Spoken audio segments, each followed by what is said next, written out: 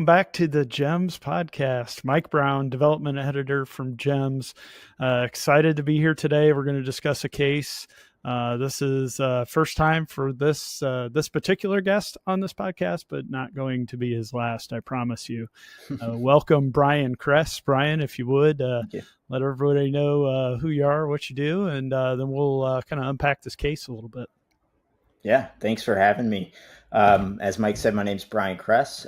Currently, I'm a cardiovascular perfusionist, and if you're not quite sure what that is, our primary role is to run the heart-lung machine during open heart surgeries in the cardiac ORs, but we also manage a lot of the ECMOs, or all of the ECMOs in our facility. A lot of the ECMOs nationwide are managed in a perfusion role. And we have a lot of experience and kind of a niche expertise in that mechanical circulatory support role. But prior to that, I was a paramedic. I was actually a flight paramedic for a number of years and a paramedic on the ground before that. And I've never lost touch with my EMS roots. So I'm here for the long run for the education and to share what I can. Thanks for having me. Awesome. Yeah. Thanks for being here again. I really appreciate it. So I'm going to kind of paint a picture of this scene, and then we'll kind of talk through this case.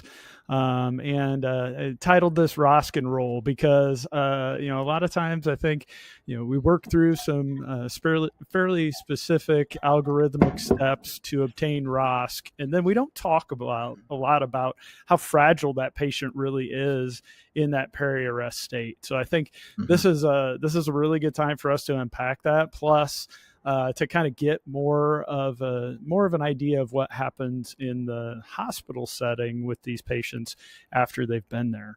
Right. So kind of setting the stage for you. This is a early 60s-year-old male. He's at work, experiences syncope, which ended up being sudden cardiac arrest.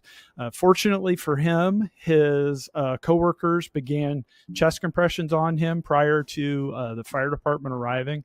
Fire department arrives, continues some high-performance BLS and transitioning over to ALS.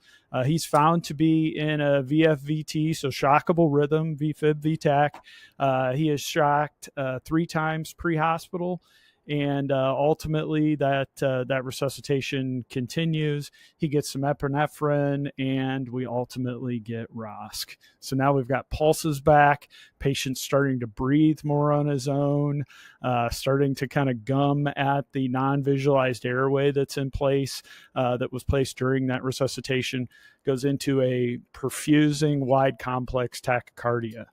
Received some amiodarone pre-hospital for that perfusing VTAC that he's now in, that wide complex tachycardia, and we start transitioning him over to the ambulance. Still kind of a little fragile, a little hypotensive, but rhythm, rate, and type is starting to stabilize some. He ends up getting some push dose pressure as a bridge to continuous infusion. Fortunately for this man, he was nearly right across the street from a PCI center where this happened. So he was able to be quickly transported to that center. So that kind of paints the picture of what's happening here. And what I want you to understand, if you're listening to this and you're a BLS provider, what I want you to know is everything that happens after this is only possible because of the good work that you do. So we need to respect how much BLS owns cardiac arrest resuscitation, because it's that first few minutes. So it's this person's coworkers who are on his chest starting those compressions. So if you're in a community that doesn't have a robust hands-only CPR program or community CPR program, or you're not doing pre-arrival instructions from your dispatchers, these are all things you've got to be looking at, because that's what starts that, I know it's cliche, but it's what starts to bring that chain of survival together from the AHA. And I'm sure the AHA would love me saying that, right? So that's what gets all this started. That transitions into good, solid BLS. So getting there, getting on the chest, early defibrillation, early medication, early access to ALS. That's all the things that happen that get us to where now we can ROSC and roll. So this is where, Brian, I want you to kind of interject in Sure. that just we've now attained ROSC, and I think something that is sometimes underestimated is how important the support of that patient is as we're coming out of that cardiac arrest state and working into, okay, they've got pulses back, but we've got to do some things or they're not staying around long, right? Absolutely. Yeah. So, to speak in general about that post arrest state, as an EMS provider, paramedic, I'd studied that all the way from BLS all the way through paramedic, and tried to understand really what was happening in the post arrest state, why we were giving these medications, why we weren't giving these medications, and what was going on with the heart and the body that was in those immediate moments after the patient has come back on their own. And I didn't really truly understand the physiological concepts until I went to perfusion school and really truly dove into what happens when the heart stops and when it comes back, and what happens to the body. Is the blood a little bit more acidic? Is the pH going to be off? Do you need the inotropic support as well as the chronotropic support? Or, depending on where you are with your lab values, there's a lot of different factors, is what I'm trying to say, that go into this. And many of our patients, after we come off a cabbage or a valve replacement or anything where we have to stop the heart to do the surgery, many of these patients come off with some sort of inotropic support, either a little bit of dobutamine or dopamine, vasopressin, or Levophed, epinephrine, just depending on the situation. So we do support our patients as they come back from this induced arrest state. So it's only natural to think that we would also need to support these patients as they come back from an uninduced cardiac arrest. And I think that a lot of people don't truly grasp the amount of support that's necessary for this body. If you kind of think about it, like your body's waking up in a different place than when it went to sleep, essentially. You have somewhat of a normal physiology. You have this cardiac arrest event, everything shuts down. Your brain is waking back up. Your muscle tissues are becoming reperfused after you get ROSC. And it's not the same blood and the same perfusion that they were receiving before. It's not the same. So it comes back in this kind of like, whoa, this shocked state.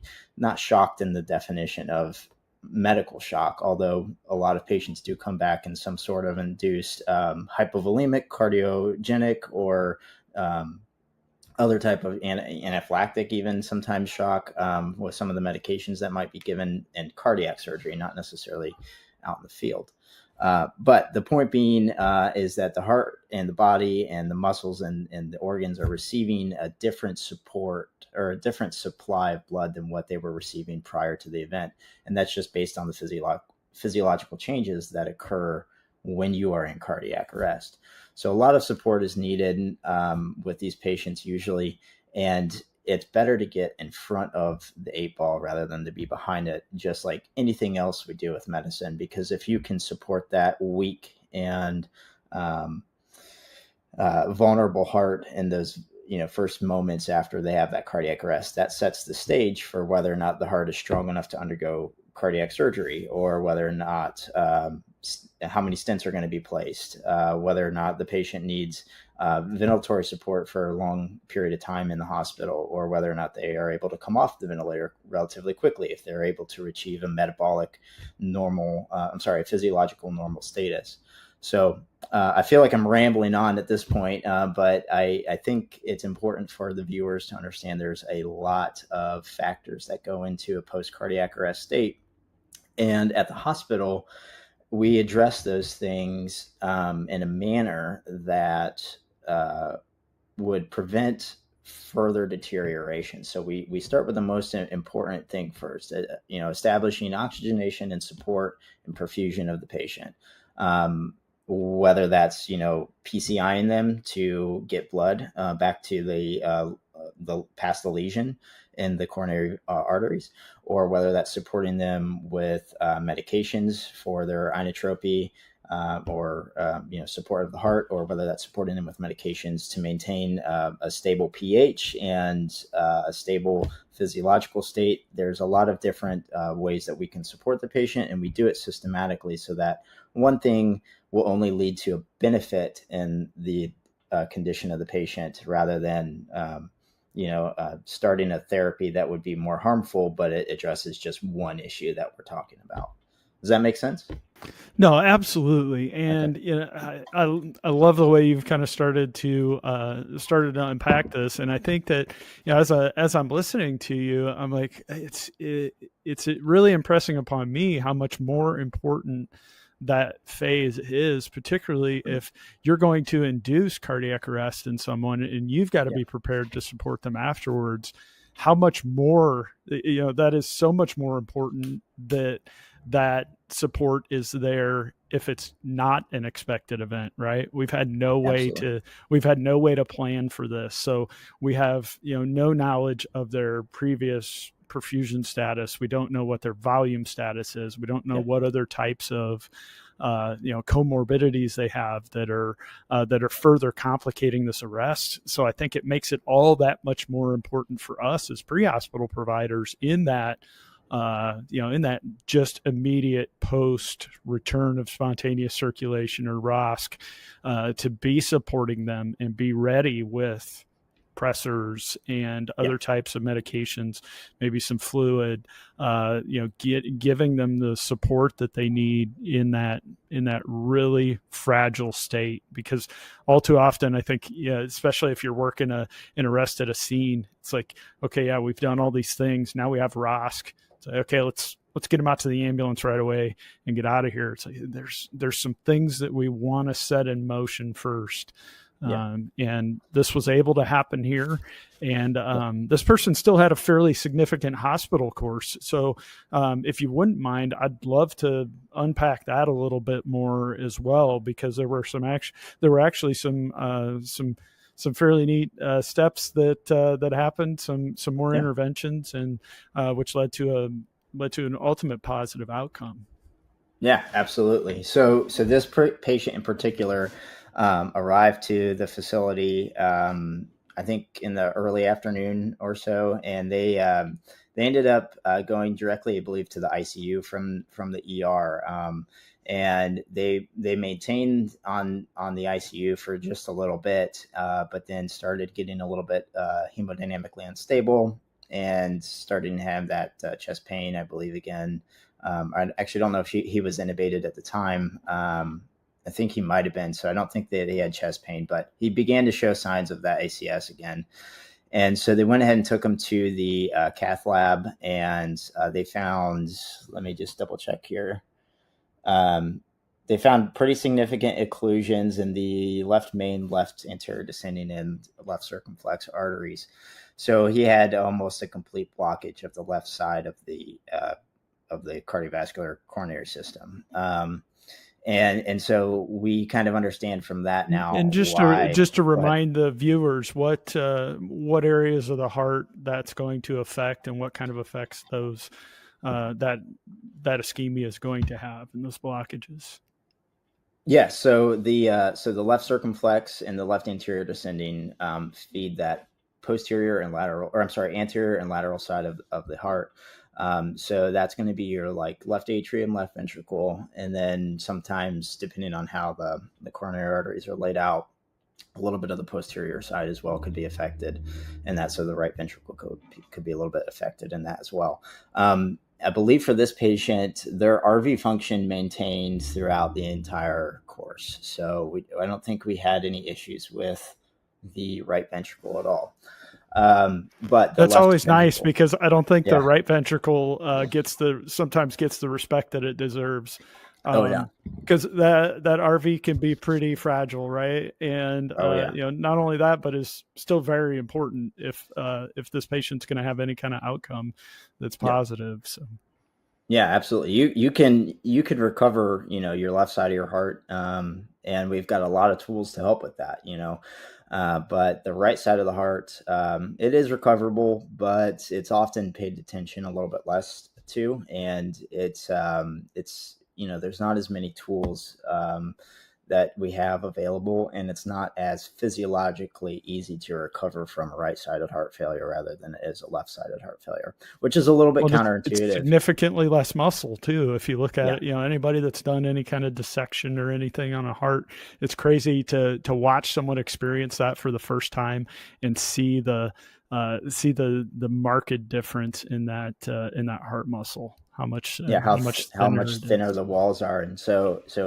that period of ischemia, the thicker the muscle wall is, the better a chance you have to recover from that, because you have more muscle that you have that could be fed blood through collaterals or whatever other circulation may be going there. But also you just have more muscle to allow, to be allowed to recover. With a thinner walled side of the heart, like the right side of the heart, if you have an ischemic event and it becomes transmural or it goes all the way through the heart, then that area of tissue is just done. It's done. There's nothing that you can do about it. So other than, maybe like pacemaking the surrounding tissue, but then, you get into a lot of different EP procedures and things like that, but that's always not as successful either. So anyway, back to this patient. So we didn't have many issues with the right side of the heart, but the left side of the heart was significantly affected. I think the EF was down initially in the, I want to say in the 20s. Yeah, EF 20% upon their initial cath. And so just real quick, for anybody watching that is unfamiliar with that, that's cardiac ejection fraction. And what would a normal EF be? So for a male, you're looking at 45 to 60%, depending on which text you read. 45% is definitely a little bit lower. I think 55 to 65% is generally accepted. But, you see EFs of 45%, and it's kind of like no sweat for the cardiac surgical world anyway. But this person's EF was significantly low, 20%. So what that means is that they were receiving X amount of blood into their left ventricle. Let's say it was 120, 130 milliliters, and they were only ejecting 20% of that. So you're looking at like 24 milliliters maybe out of 120, something like that. So it's a small amount of blood that's getting into the aorta and the systemic circulation. So you can see if you are ejecting at 50%, you're getting, 60 mLs of blood out, and that's enough to move the blood down the column through the aortic arch and down the descending aorta, and that's enough to push fresh blood into all of those distal tissues. But 24 mLs might not be enough to do that. So you start getting this shunting effect where your end organs are shutting down, your peripheral vascular response is collapsing, so it's tightening up to shunt blood into your core, into your head, and into your core organs. And that's part of some of that funny feeling that I think that you get when you have one of these events. It's that blood shunting into your central organs. At least for a little bit, until it becomes so bad that you end up in this, cardiac arrest. But again, a 20% EF is not really survivable for a long time. There are some patients that are out there walking around with that, but they're usually on other support. So they decided they needed to try to cath and stent these lesions. I think they were just normal blockages, and the patient, while they were attempting that, began to decline hemodynamically. They started, dropping their pressure, raising their heart rate, having some arrhythmias. And so they decided to insert what's called an impella. So the impella is a device that is placed across the aortic valve. So the tip of it sits in the left ventricle, and then the outflow sits in the ascending aorta. And so it moves the additional remaining blood that's in the left ventricle out into the aorta during the cardiac cycle. So it moves your ejection fraction from whatever it is, in this case 20%, to nearly 80-90%. And we can see that on the impella with how much pressure is in the left ventricle. We can see how much we're unloading it. And that's a little bit of a deeper topic, but we can definitely get into the left ventricular left ventricular end diastolic pressure. We can get into that if you'd like to. But the point is that this device is placed to help the patient's heart offload, to help them recover and allow that muscle to rest. And then, so they were on the Impella for, I think, 2 days. After that, they went back to the cath lab where they were able to successfully stent 3 vessels and remove the Impella. So after that patient's, the blood vessels were stented, the Impella was removed, and the patient was hemodynamically stable enough to actually be discharged, I think, the next day. So this patient had a relatively short course for a cardiac arrest event, and it was like 3 or 4 days. And it was something that we were all kind of like, wow, we're not really sure that this one's going to pull through. The vessels were pretty occluded, but we were wrong, and we're glad that we were wrong, because this was a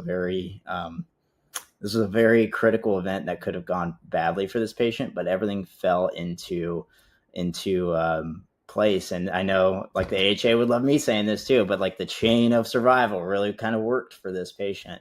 And I think that if we can refine this system and get it to work throughout the United States, I think we'd have a lot higher success rate in cardiac arrest. But that's neither here nor there. I know there's a lot of factors that confound that. So yeah, that's a whole nother animal altogether, Yeah. right? When we started talking about eCPR programs and things like that, Right. we could step into a whole nother animal there.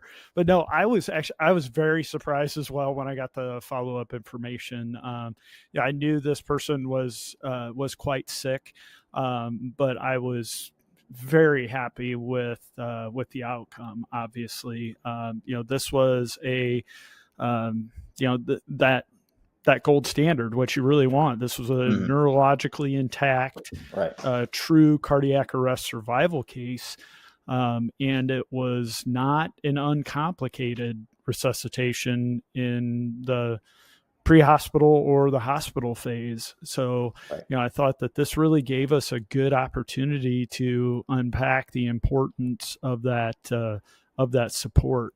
You had mentioned the LVEDP, the end diastolic pressure, and if you'd like to discuss that a little bit and kind of what that Impella does and how it helps with that and how truly beneficial that is holistically, we could chat about that quickly. We got some time here, and I'm sure there may be some listeners out there that would be interested in hearing a little bit more about it. And I know you love talking about that stuff. I do. I love talking about LVEDP. If you ever want to talk like cardiac pressures, you got to find a perfusionist. So fortunately, I've got access to one. If anybody needs access to a perfusionist, let me know. And, my phone rings enough. It rings enough at the hospital, trust me. No, but I'd be happy to talk to anybody who's enthusiastic to talk about this stuff, because I love it. I think it's fantastic. It puts things into perspective for me. I've got a mind that kind of works by like, I need to understand why that happened, because I need to understand why that other thing happened. It's like this chain event. And so the heart really works well like that. It's all a chain reaction. And I love seeing that and talking about it.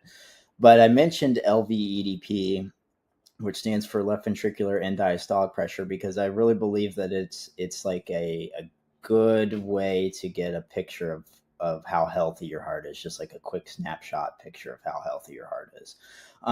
But it's not so quick, like we actually have to gain that through pretty invasive monitoring. So it's not something that you can get out in the field or anything like that. But it's a good talking point, because we can look at these numbers and trend them over time and see if the heart's recovering or not. And so the gist of it is that your LVEDP is the amount of pressure that's being pushed out against the ventricular wall, the left ventricle. It's the amount of pressure that's being pushed out against that wall at the end of diastole. So when the heart is completely at rest, right before it's about to kick off again into systole.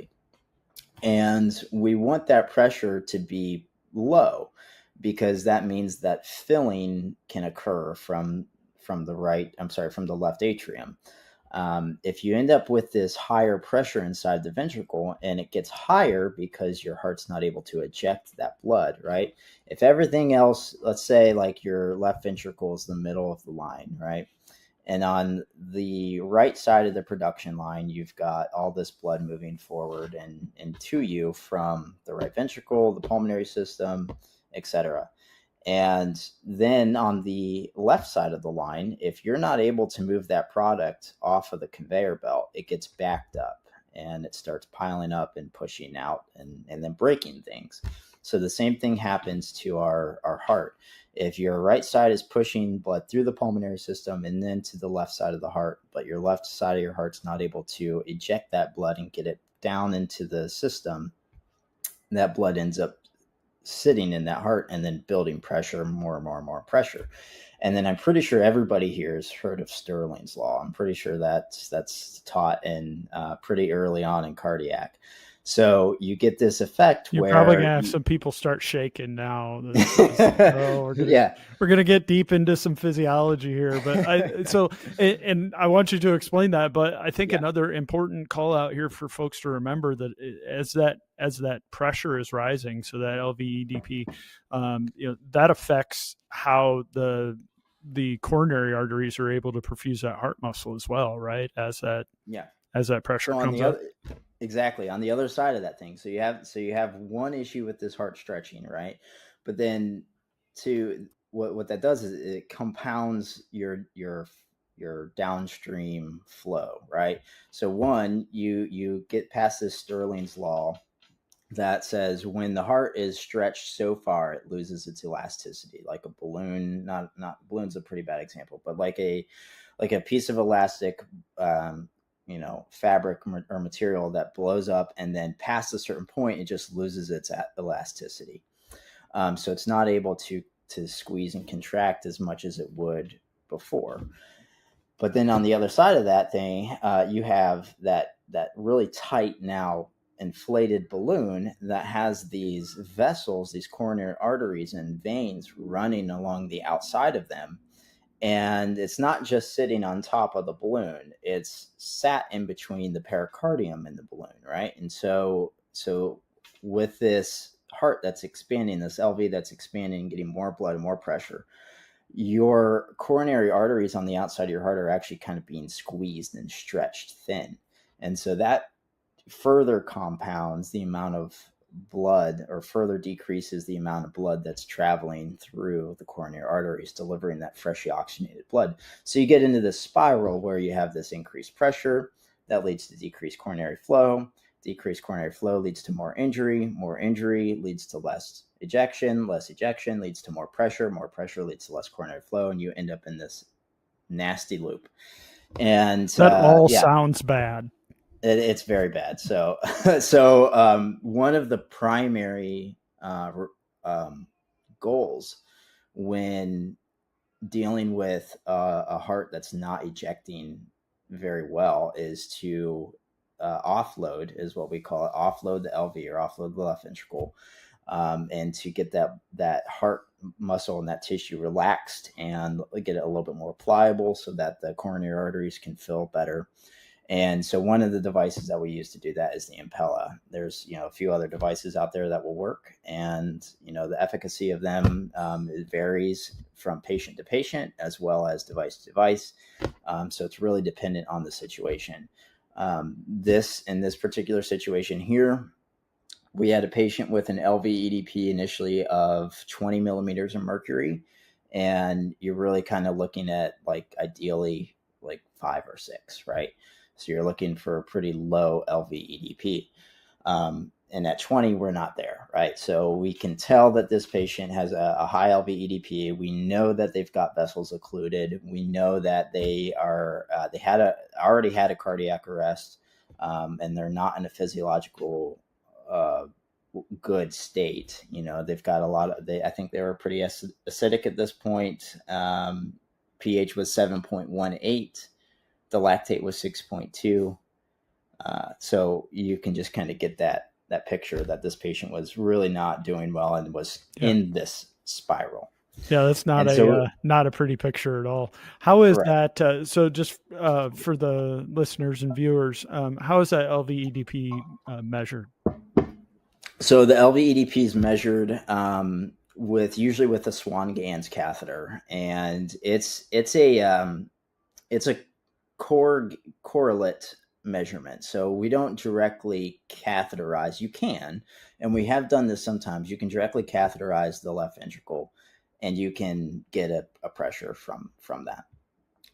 But typically, we just take it from a Swan. So a Swan-Ganz catheter goes in the right side of the heart through the right atrium, right ventricle, and then sits in the pulmonary artery, in one of the branches of the pulmonary artery.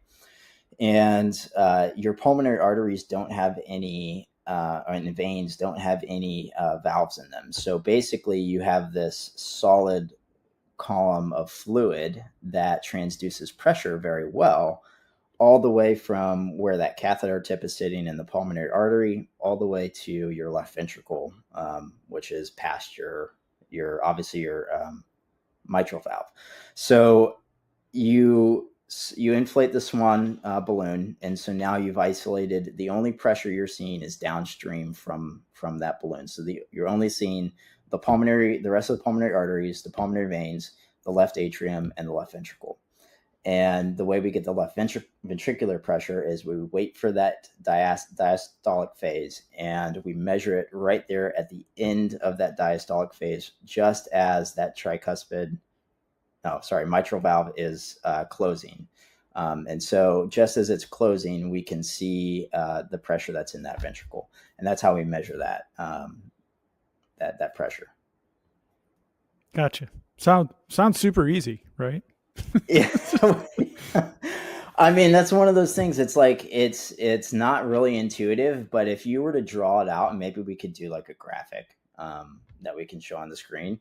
If you were to draw it out just like as a straight line without any of like the curves and the loops and all that, straight line with a box that represents the lungs, box that represents each chamber of the heart, it's pretty straightforward to understand.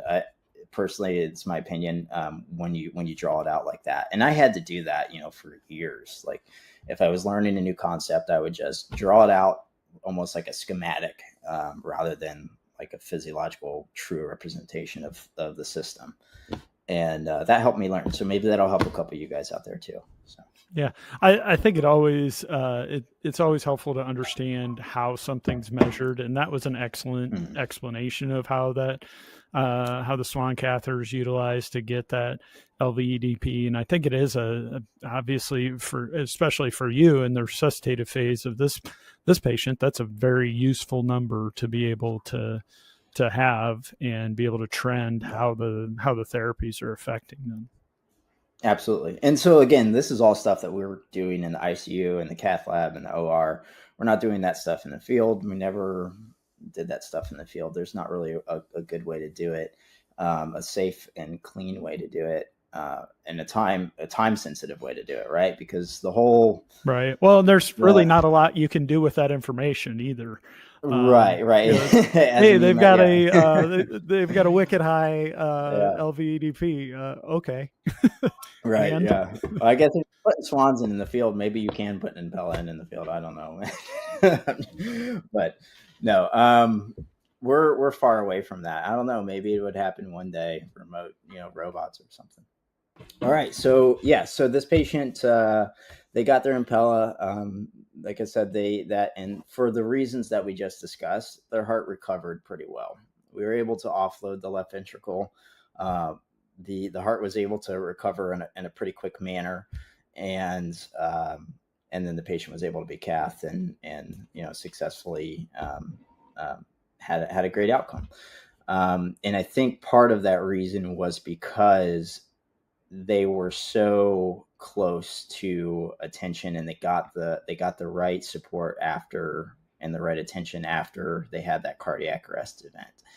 And I think that's something that you wanted to discuss in the podcast, was the after ROSC support is it's necessary to start thinking about it in a physiological standpoint, and not just a patient like presentation standpoint, because presenting to you, they may present, fine with a somewhat stable blood pressure, or that maybe dips every once in a while. And maybe they've got a little bit of capillary refill back. Maybe they're starting to wake up, show some signs of neurological continuity. But physiologically, their body is still waking up in that state that they're not, used to. And so a lot of things can happen after the fact too. You can wake up, you can come out of this ROSC with this adrenaline surge, right? Especially if you've been given epinephrine and doing all the other ACLS meds. And then, a few minutes later, we see this surge start to come down, and this response is dampened. The natural response from the body when you have these events occurring, it becomes dampened over time, and then you can slip into this physiologically, detrimental state where you're just in a spiral. And the same thing can happen with LV-EDP. That can happen just with your normal physiology too. If you get into a pH that starts getting super low, your blood vessels aren't able to utilize your alpha receptors as well, and so you start to lose that the elasticity of your arterial system, and then you end up in this lower perfused state, which becomes more acidic. There's a lot of ways that your body will kill you after ROSC that you got to try to kind of head off as an EMS provider. You got to realize, okay, my work's not done when I have ROSC. I need to make sure that my patient is supported as well. And for the advanced systems out there that have ultrasound, and you're able to ultrasound the heart and see how well that LV is beating and ejecting, you can utilize that information to guide your pressors. Maybe they don't need a pressor for their blood pressure. Maybe their blood pressure is 85/62, and you don't need a blood pressure medicine, but they're only ejecting what looks like maybe 20 or 30%. You might consider a little bit of an inotrope there. So there's that's more for like the advanced systems. As far as like other pressor management goes, push dose pressors are great to temporize and to stabilize the patient, but having these swings of these pushes of these adrenaline or these alpha inducing medications, it's not really fixing the picture, and it's also not really it's not helping the situation. It makes it look better. It's temporizing a decline in blood pressure, but what they need is clearly, if you have to give more than one or two pushes of a pressor to help support them, what it's indicating is that this patient is depleted on their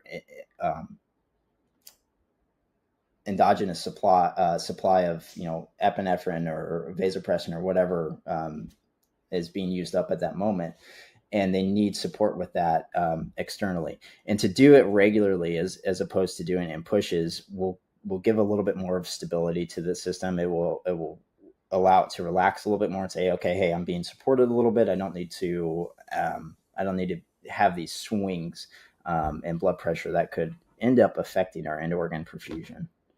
Oh yeah, absolutely. Because as you said, the body is essentially in many different ways trying to fighting the things that we're doing and trying to kill itself back off right in that peri-arrest state. So all of those fluctuations and the pushes, I can definitely see where it's advantageous to have regular infusions where we're supporting a more normal homeostasis. And that's really what I wanted to accomplish with this was, helping folks understand that we've got to get out of that cycle of cardiac arrest. And now I've just got to, okay, my work's done. I just got to take them to the hospital. It's like, no, there's still work to be done. Yeah. If we're going to get them there. Otherwise, we just get stuck in that cycle of that patient that continues to re-arrest.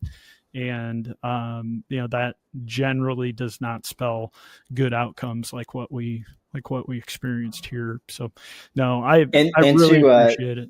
Just to add a caveat to that too, like I don't really advocate for like drips that are unregulated. So ideally you could set something on a pump, right? Now I realize not every system has a pump. If you're going to run a vasopressor drip not on a pump, I think you should have somebody watching just that line, and it can be an EMT basic that doesn't understand the full consequences of that medication. But what you could do is tell them you need to count 30 drips a minute or 15 drips a minute, and you need to let me know if it's not that, or something like that. Because what you don't want to end up happening, if you're a little slow on the rate, the worst thing that happens is your blood pressure drops. You can identify that pretty easily. If you're a little quick on the rate and you end up giving more pressure than what's needed, you could end up doing a lot more harm than good, right? You end up closing down that arterial system. Now the heart's trying to beat against a rock, and it's not going to help, right? It's just going to make things worse. And you might initially see a little bit of a rise in a blood pressure, but then you're going to start to see very quickly a decrease in blood pressure, because no matter how tightly you squeeze your arteries, if there's not blood being injected into them, it's not going to fill up the pressure. And then you're going to end up in one of those loops where you end up with poor perfusion, acidity, and then, you end up just in that same loop again. So your blood pressure will fall pretty rapidly if you get into that situation. So that's my only caveat to the drip things. If you don't have a reliable way to do a drip, then I would say push dose pressor is your next best option if you have to do it for an extended amount of time. But yeah, I just wanted to add that in there. Yeah, no, absolutely. Great point. Yeah. And, good point on the human factor side of it, right? Yeah. Especially if there's a lot of things going on, it's easy to, it's easy to have an infusion run away if you don't have a pump to run it for you. But no, I really appreciate your time today. I really appreciate the discussion we've been able to have. Like I said, this won't be your last time on the podcast. If anybody Awesome. has other questions or anything else you'd like to visit from a perfusion standpoint, feel free to send me an email, and we can get Brian back on to unpack it a little bit. But thanks again for your time. I really appreciate it. And Absolutely. I'll see you soon. Thanks for having me. See you. Yeah, you bet.